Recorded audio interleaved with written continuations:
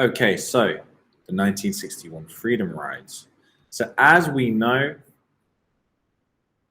1946, you have the Irene Morgan versus the Commonwealth of Virginia Act, led by Thurgood Marshall, that rules that segregation on interstate bus travel is unconstitutional. This is backed up in 1960 by Boynton versus Virginia.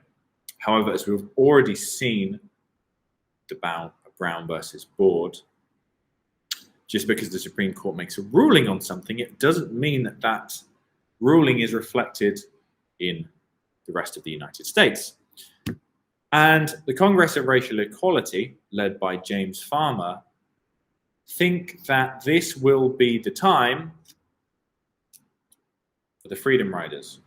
1961, JFK has just been elected, and there is optimism from the members of CORE that JFK is going to be a president that is committed to civil rights, unlike Eisenhower, who is at best non-committal, at worst against civil rights. So their plan is simple. 2 buses with a mixture of white and black travelers are going to travel from Washington to New Orleans via the deep south of America. Now, they know this is going to cause a reaction, especially in the deep south. So they want to put pressure on, in the words of James Farmer, we put on pressure and create a crisis, and then they, the federal government, has to react. So they want to put pressure on JFK because they know that when these buses full of white and black passengers that are mixed travel through the deep south, there's going to be a violent reaction. So in May 1961, they set off. This is a period of extreme tension in America. The Bay of Pigs fiasco has just embarrassed America to the world. McCarthyism and Red Scare is rife. People are tense. They set up in May 1961. The NAACP and the SCLC promised support, although it's worth noticing that in the NAACP, Medgar Evers, for example, thinks this is a bad idea. He thinks this is going to reverse the gains they've made in the South, that this is provoking a violent reaction for no reason. But some in the NAACP, such as Roy Wilkins, say the NAACP should be firmly behind this.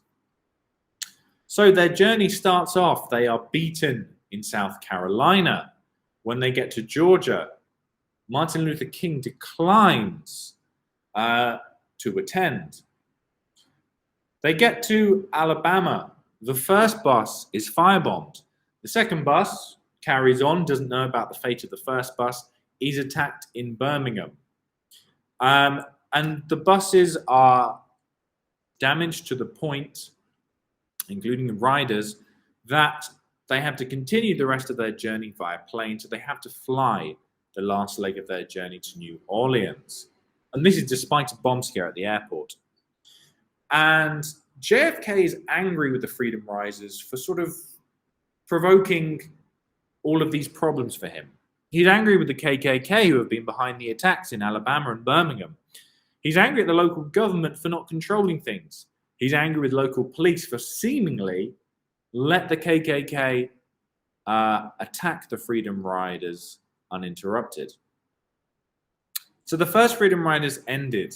Now the Student for Nonviolent Coordinating Committee, the SNCC, want to do a second one. And they're attacked in Montgomery, where they link up with a big MLK rally. And it's the Martin Luther King rally, plus members of the Freedom Riders are pinned in by, well, you know, white nationalists, to the extent that the Alabama National Guard has to be called in. And at this point, JFK sort of steps in and says he wants a cooling off period for everyone.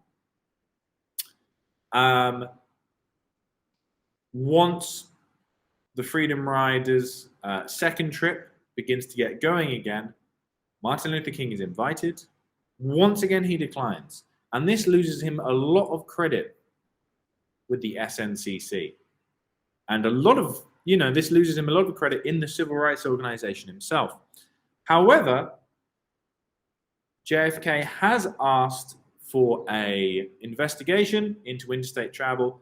In September of 1961, they ruled that there must be desegregation of interstate travel. So this is different from the original ruling that it's unconstitutional but not doing anything about it.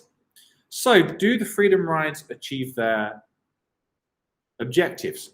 Well, on one level, yes, they make interstate travel desegregated. However, their other objectives are to provoke a reaction from the government and gain support either from the federal government or the public for the freedom rides. And while the pictures and images of the firebombing in Alabama, of the attack in Birmingham, do make national news and provoke outcry, there is not a widespread popular support from either the government or the public. So it is partially successful, the 1961 freedom rides.